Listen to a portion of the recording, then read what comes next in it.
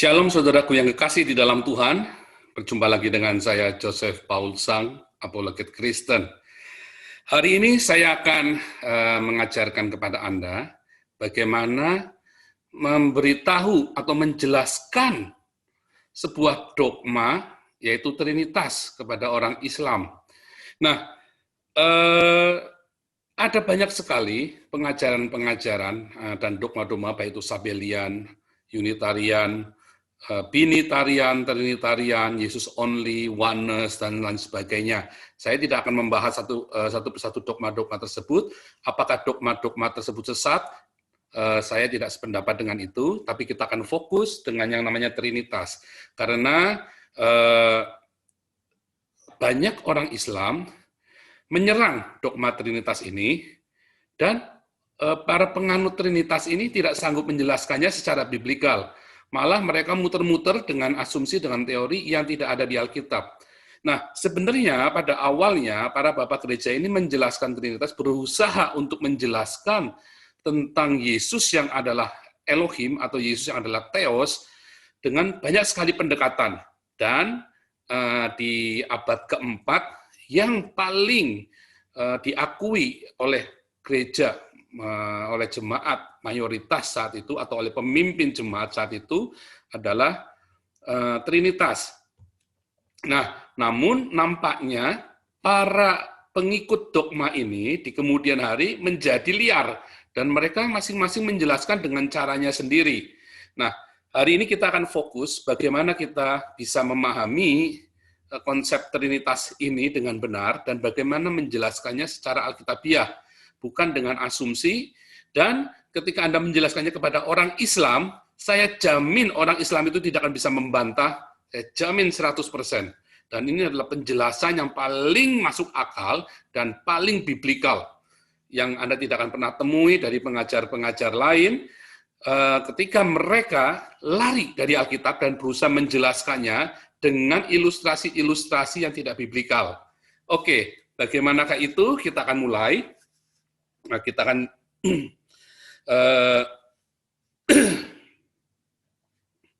ya. Jadi di dalam konsep tentang Trinitas ini dimulai dari bagaimana kita bisa membuktikan bahwa Yesus adalah Sang Elohim sendiri.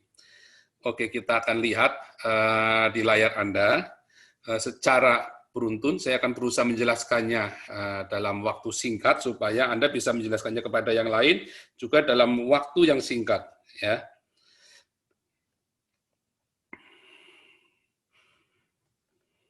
Ya, Anda bisa lihat di layar Anda saat ini bagaimana kita menjelaskan Trinitas kepada Muslim yang Alkitabiah.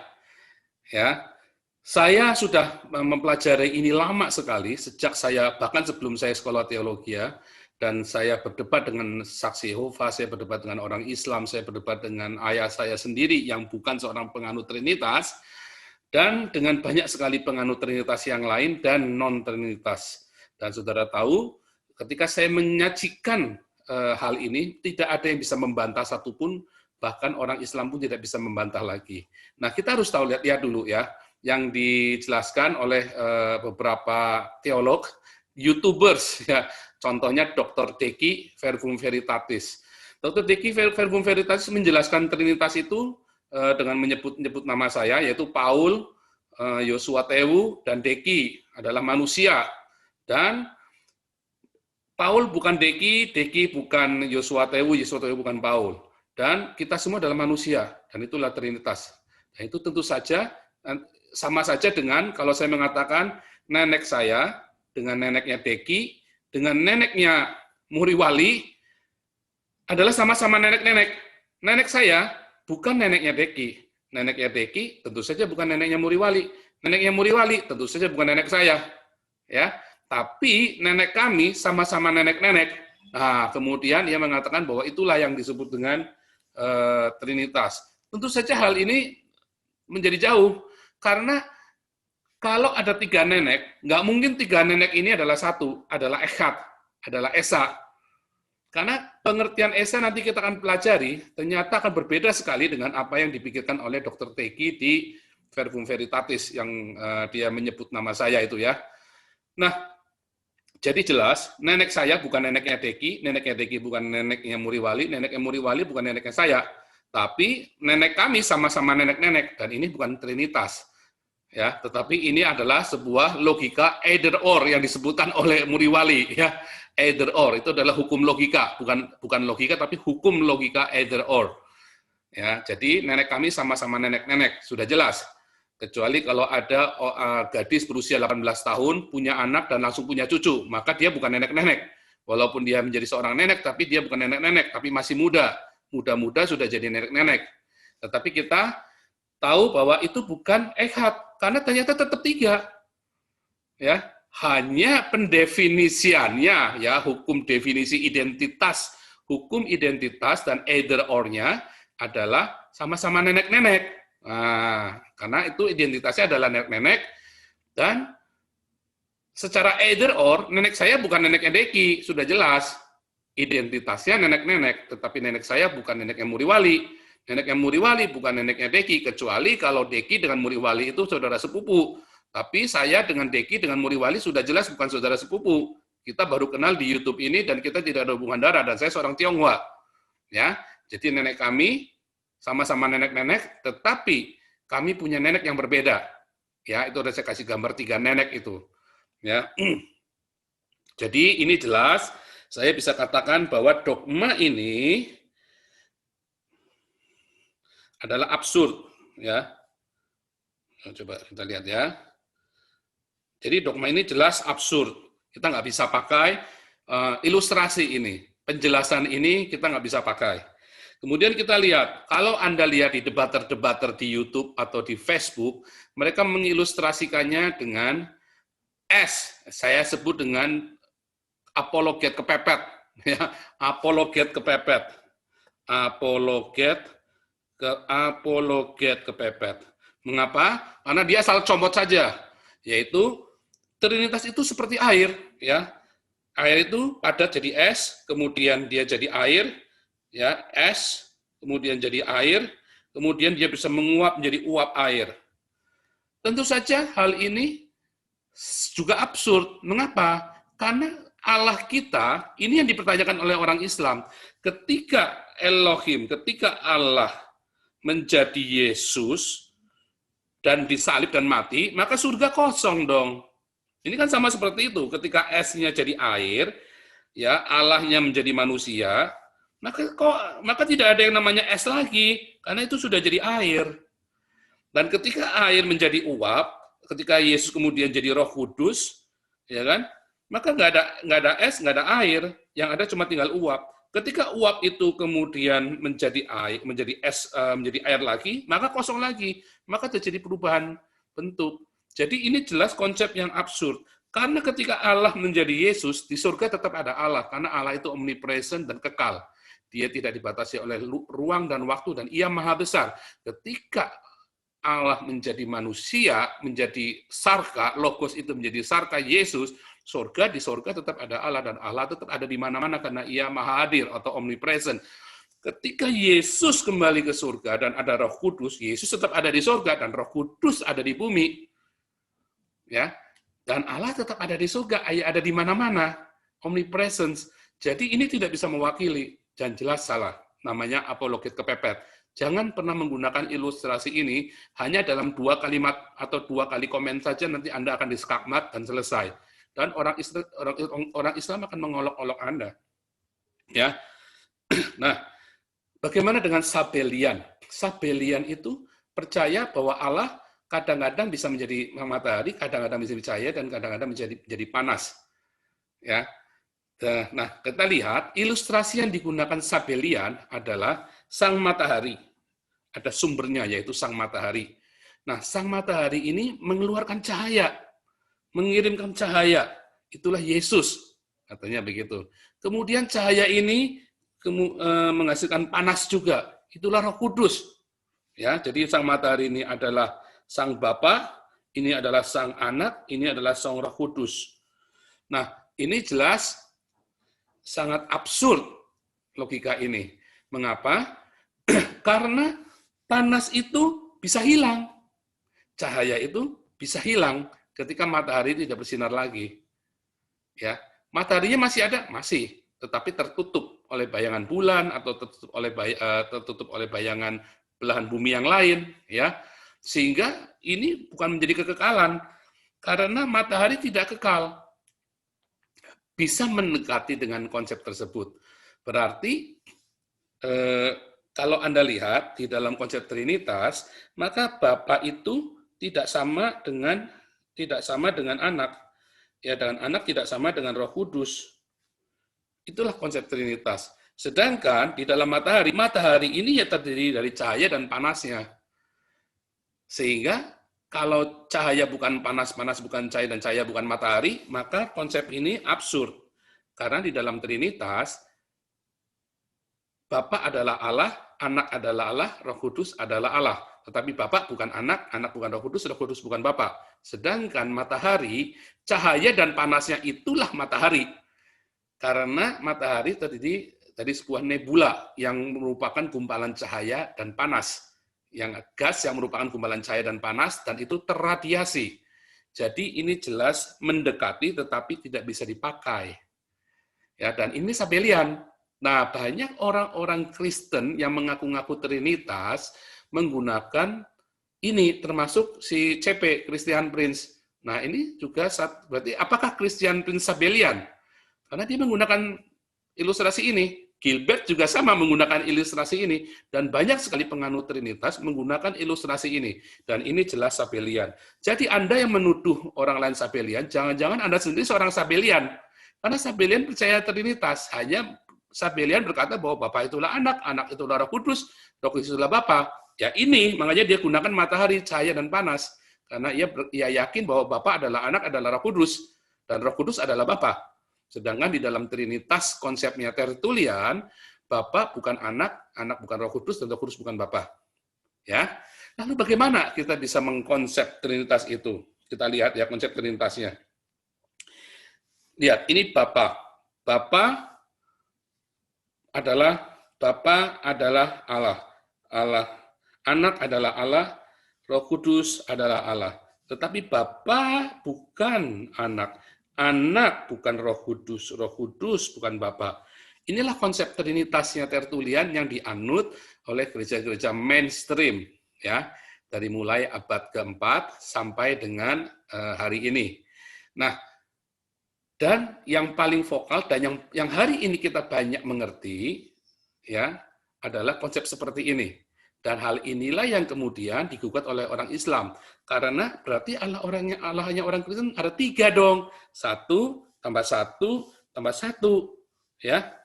Jadi 1 tambah 1, ya, 1 ditambah 1 tambah 1 sama dengan 3. Nah, ini jelas 3. Orang Islam bilang begitu. Lalu bagaimana kita bilang bahwa Allah itu 1? Kita bilang 3. Karena ini ada 1, ada 2, ada 3. Jadi 3. Ini lahir 3. Sama tadi seperti yang pertama kali saya sampaikan. Neneknya Muriwali, neneknya Deki, neneknya Paul. Sama-sama nenek-nenek. Kan ada 3 nenek di situ. Nah, itulah yang dipikirkan oleh orang Islam. Jadi Anda jangan marah kalau orang Islam bilang bahwa Allahnya orang Kristen 3. Kalau Anda tidak sanggup menjelaskan konsep Trinitas itu bahwa Allah itu 1. Ya, kita akan lihat. Kita bersihkan dulu ya. Kita bersihkan dulu. Oke. Di dalam ini, kita pahami dulu.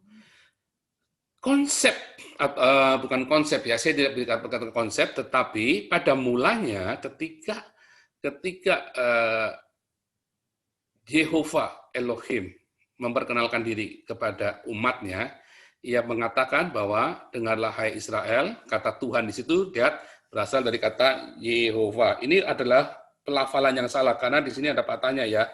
Ada patahnya dibacanya Y. Jadi bacanya ini sebenarnya adalah Y dan ada ho ya, ada he dengan vaw. Jadi Yeho terakhir ya Yehoa, makanya Yehovah. Ya, Yehovah dalam bahasa Inggris. Dibacanya kalau dalam bahasa Inggris itu baca Jerman Yehovah. W tetapi Anda taruh bibirnya di bawah gigi va. Yehovah. Itu yang benar cara membacanya. Bukan Yahweh. bukan Yahweh. Ini berasal dari terjemah atau pronunciation Yunani, ya, kata Yahweh di abad ke-18. Tetapi dari awal teks Masoret dari abad ke-10, dari abad ke-7 sampai ke-10 ya, teks Masoret membuat tanda baca Masoretik supaya bisa dibaca Yehova. Padahal orang-orang Israel juga tidak pernah mengucapkan kata Yehova itu, kata tetragrammaton Yod He Vav He itu dengan kata Yehova, ya. Tetapi mereka selalu bilang Adonai. Makanya dalam bahasa Indonesia diganti kata Tuhan. Artinya Adonai atau Hashem, sang nama. Oke, itu singkat saja ya supaya Anda mengerti. Namun kita balik lagi, di awal Jehovah Elohim memperkenalkan diri, Shema Israel, Adonai Eloheinu atau Yehovah Eloheinu, Yehovah Echad, ya, Yehovah Echad. Echad, apakah itu Echad? Banyak orang berantem dengan masalah Echad karena orang Islam bilang Ahad, tauhid, ya, satu, tunggal, til satu. Nah, kita akan lihat apakah kata tunggal itu dalam bahasa Ibrani. Coba lihat di dalam Kejadian 22 ayat 2. Ambillah anakmu yang tunggal itu. Kata tunggal berasal dari kata Yahid. Ya, di only son, only, satu, cuma satu. Itu dari kata Yahid, ya. Yahid. Jadi Yahid tidak sama dengan Echad. Ya, coba kita lihat lagi. Hai putri bangsaku, kenakan kain kapung dan berguling-gulinglah dalam debu, berkabunglah seperti menangisi seorang anak tunggal. Tunggal dari kata Yahid, ya, only son, Yahid. Jadi tunggal, satu, kata tunggal, satu atau eka berasal dari kata Yahid, ya. Nah, sekarang kita lihat dari mana kata Echad. Sebab itu seorang laki-laki akan meninggalkan ayahnya dan ibunya dan bersatu dengan istrinya sehingga keduanya menjadi satu daging. Lihat, menjadi satu berasal dari kata Echad. Artinya ada dua, ya, laki-laki dan istrinya menjadi satu. Ya. Kata Echad itu ada substansinya, tidak cuma satu tunggal, tapi dua jadi satu. Jadi kata Echad. Ya, kita lihat lagi. Lihat di Keluaran 26 ayat 6, dan haruslah engkau membuat 50 kaitan dan menyambung tenda-tenda, lebih dari satu tenda, ya. Kemah suci yang satu dengan yang lain dengan memakai kaitan itu sehingga mereka menjadi satu, lebih dari satu dijadikan satu. Jadi dari kata Echad, ya. Echad juga, ya. Jadi lebih dari satu dijadikan satu, digabungkan menjadi satu. Ya, kalau tadi laki-laki dan perempuan, kalau ini tenda-tenda. Tadi laki-laki dan perempuan itu kan hal yang berbeda, tapi kemudian jadi satu. Sehingga yang namanya satu daging itu ada laki-laki dan perempuan, tetapi itu adalah dua manusia jadi satu. Sedangkan di dalam Keluaran tenda ada banyak tenda dijadikan satu. Ya, barangnya sama, dijadikan satu sehingga namanya Echad juga. Kita lihat lagi di dalam Yeskel 37 ayat 19, katakanlah kepada mereka, beginilah firman Tuhan Allah, aku mengambil papan Yusuf yang dalam tangan Efraim, beserta suku-suku Israel yang bersekutu dengan dia, dan menggabungkannya dengan papan Yehuda, dan aku akan menjadikan mereka satu papan. Papan sama papan digabungkan jadi Echad. Ya. Jadi Echad. Jadi Echad adalah gabungan dijadikan satu. Itulah Echad. Kalau Yahid itu cuma satu, tok, satu. Kalau Echad adalah gabungan banyak jadi satu. Nah, itu Echad. Anda mau tanya orang Yahudi manapun, yang namanya Echad, itulah yang gabungan jadi satu itu. Bukan cuma satu til satu. Bukan. Kalau tadi tunggal tadi, itu pakai Yahid. Yahid itu satu. Tauhid Islam itu satu. Tapi di dalam Yudaisme, yang namanya Echad, mereka menggunakan plural. Ya, plural dan singular. Plural yang singular. Itu saya sebut plural yang singular. Plural yang singular. 89 ayat dalam terminologi.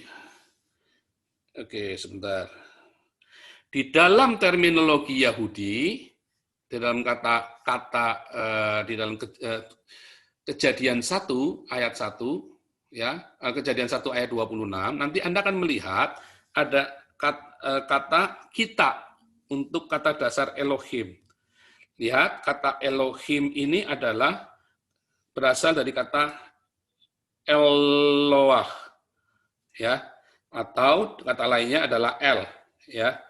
Maka Eloah atau El ini adalah tunggal, satu. Elohim adalah plural, lebih dari satu. Ya, nanti ada lagi sepasang, sepasang couples, suami istri, sepatu, ya, atau sepasang sandal, sepasang sepatu, sepasang binatang, suami istri, itu namanya couple. Kalau couple itu kan ini kan akhiran ini membentuk plural lebih dari satu. Tapi couple itu menggunakan kata i. Jadi misalnya nih ada dewa dan dewi. Ya, kalau Elohim kan banyak dewa, tapi kalau dewa dan dewi, Anda akan menggunakan kata Elohi, double yod. Ini artinya sepasang, couple. Begitu ya. Oke, demikian supaya jangan bingung. 27. Ya. Dia pun akan berseru kepadaku, Bapakku engkau, Allahku dan gunung batu keselamatanku.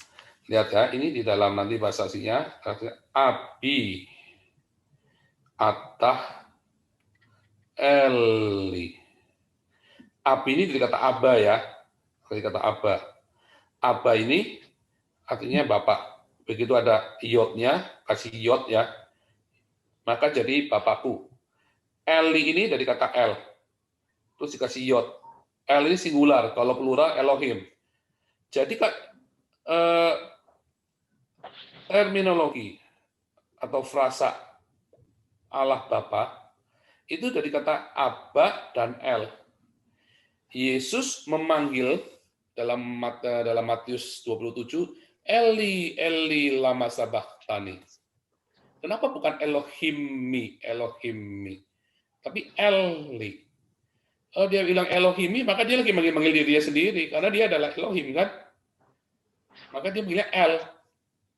Dalam Yohanes 4 ayat 24, El adalah ruah. Theos itu tunggal. Semua theos yang dimaksud Yesus di dalam perjanjian baru, itu dari kata yang tunggal, bukan plural. Itu ya, makanya perjanjian ditulis dalam bahasa Yunani. Kalau enggak nanti bingung.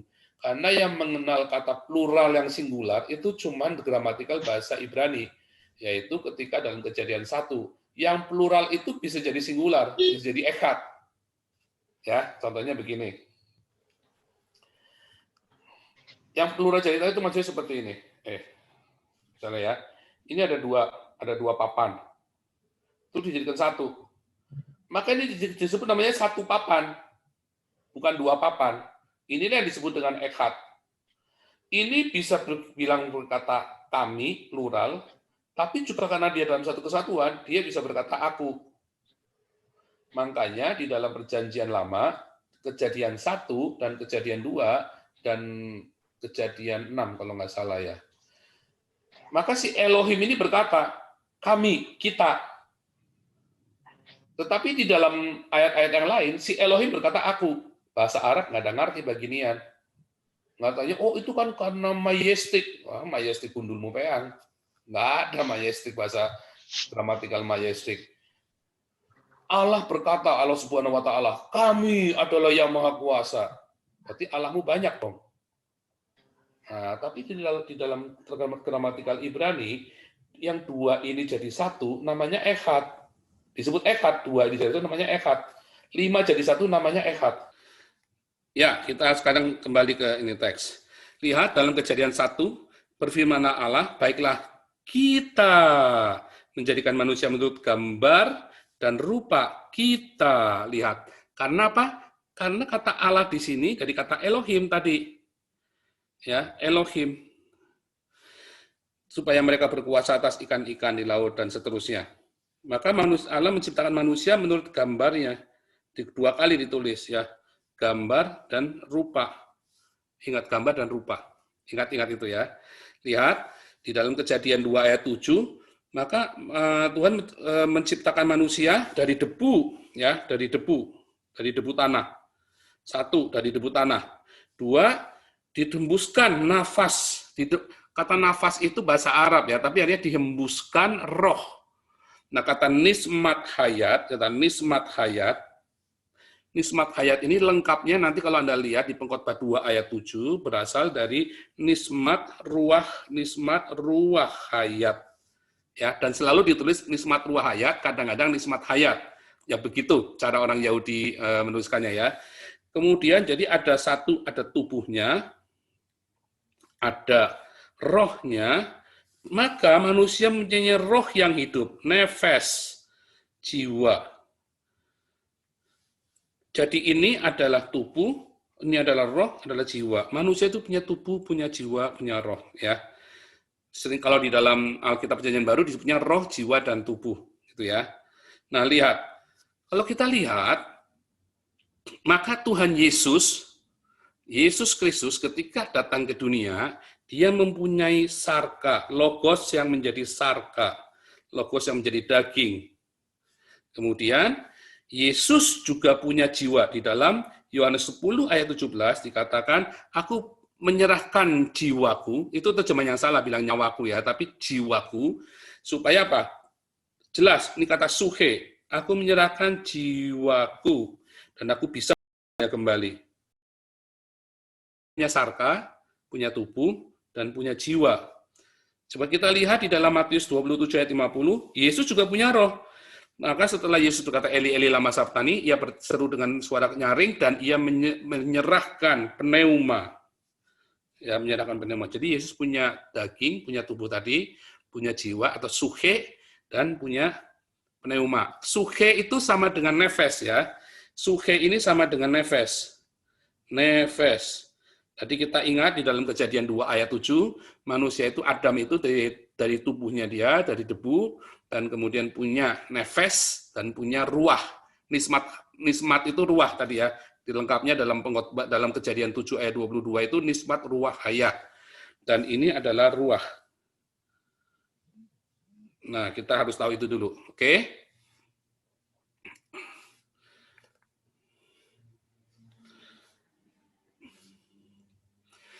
Nah, jadi kita tahu Yesus Kristus punya tubuh, punya jiwa, dan roh. Dan kita tahu, ada dalam Kejadian 1 ayat 26, bahwa manusia diciptakan menurut gambar dan rupa Elohim. Dan Yesus sendiri adalah Elohim.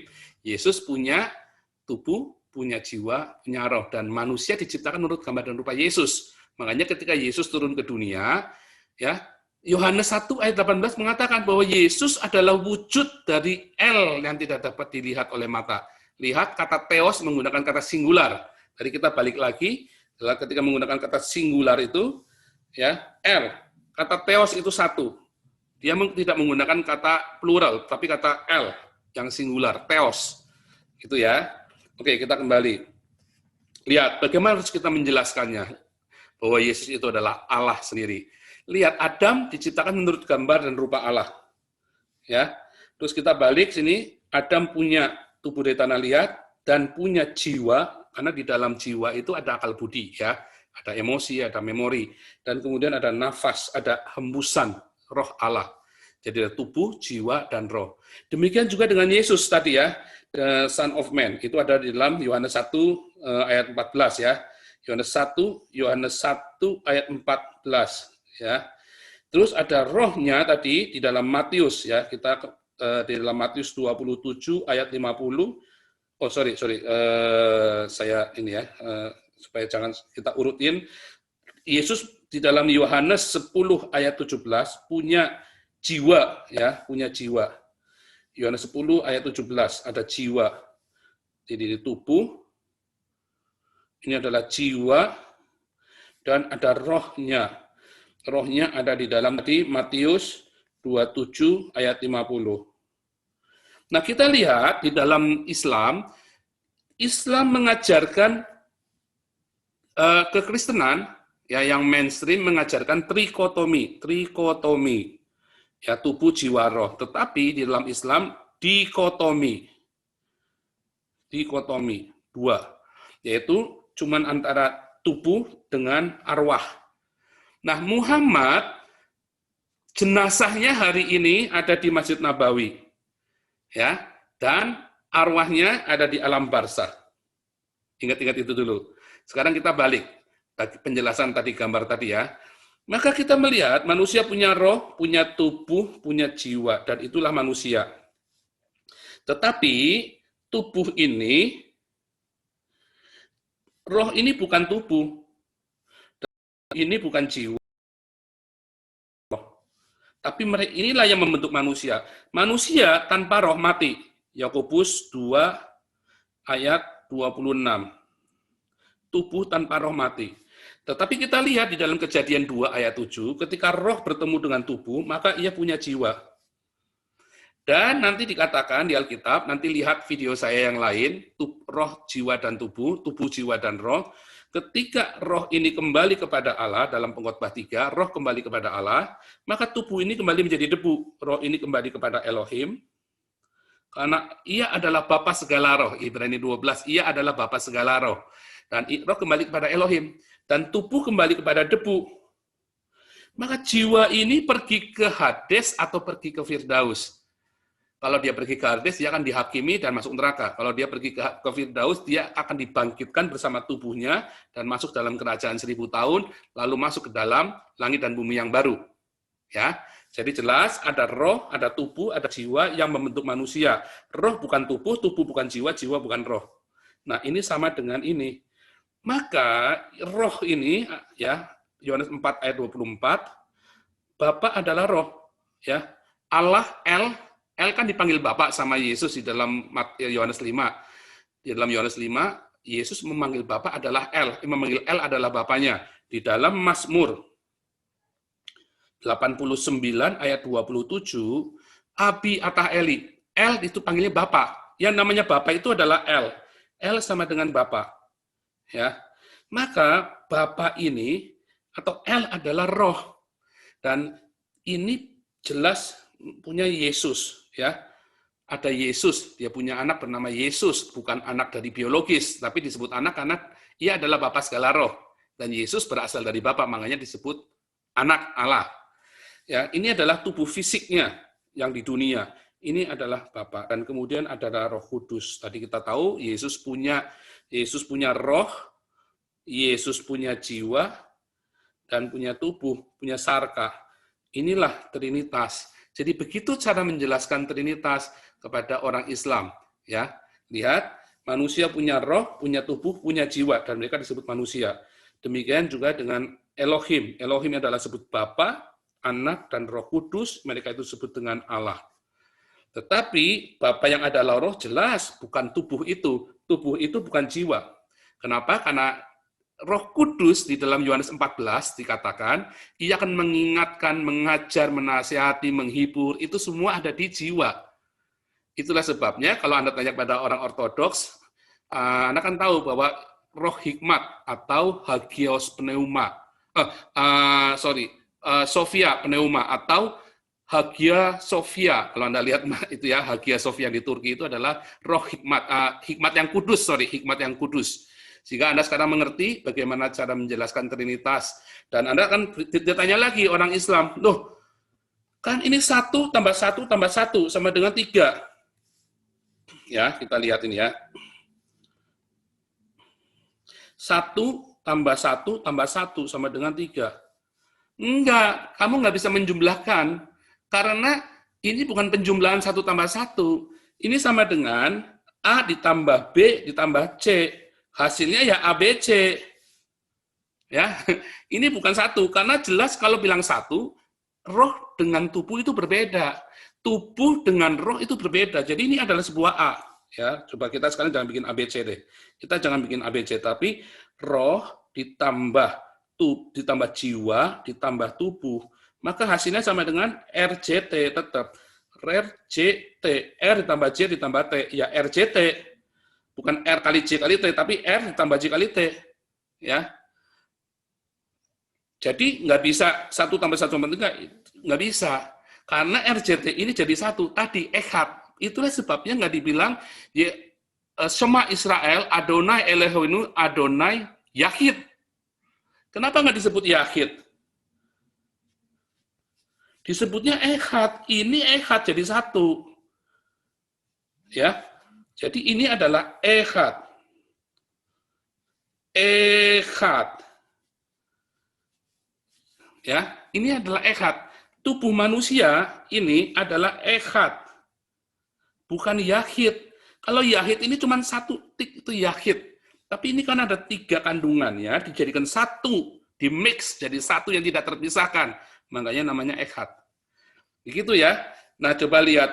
Kalau Anda masih mau dia berkekeh dengan 1 tambah 1 sama dengan 3, maka kita akan kembalikan. Muhammad tadi, tubuhnya ada di jenazahnya di Nabawi, di Masjid Nabawi ya.